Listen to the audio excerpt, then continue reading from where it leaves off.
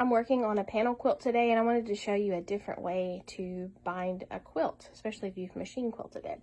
So I sandwiched my backing, batting, and the top all together. I quilted it on the crescendo. So I did just some straight line quilting around these, and then did some free motion quilting in some of the details, like around the clouds and the parachutes.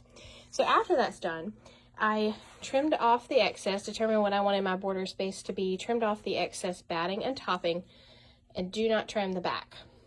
Okay, so now I'm going to trim the back longer than what I want so it can fold over to be my binding. So I've trimmed it an equal distance all the way around the quilt. I chose 1.5 inches, and I'll show you how to do that binding. Okay, I'm over at the ironing board now. So we're gonna take the trimmed back and we're gonna take the edge and fold it right up to meet where the front and the batting are and give it a good press.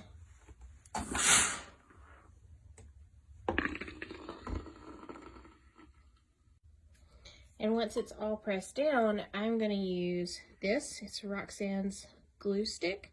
So this is made for fabric specifically. So you can see there, looks kind of like a craft glue stick. So we're just going to put some glue right along the edge. And then fold that right up over the top of your quilt. And you can even press it down so that it'll stay better.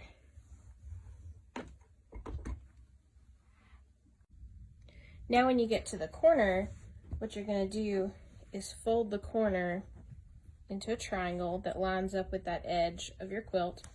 Just glue that down a little bit, and you can press it so that it'll stay. And then continue folding your binding in half. So you press that down, and then once you do that, it should create a nice mitered corner for you. So continue down that side, and you're going to do the same thing with this corner. Fold a triangle there, and then continue pressing. Okay, so you've done all your corners except the last one. So what you're going to do is the same thing. So leave this up a little bit, put some glue on there. You're going to fold that into a triangle and then continue pressing.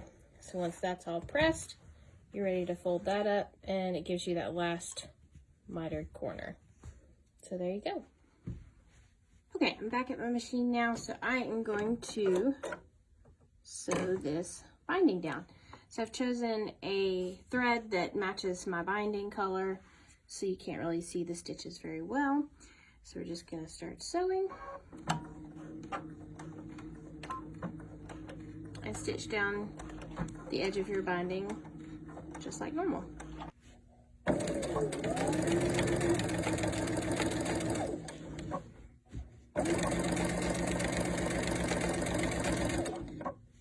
And we're all finished. So that makes for a really quick and easy binding.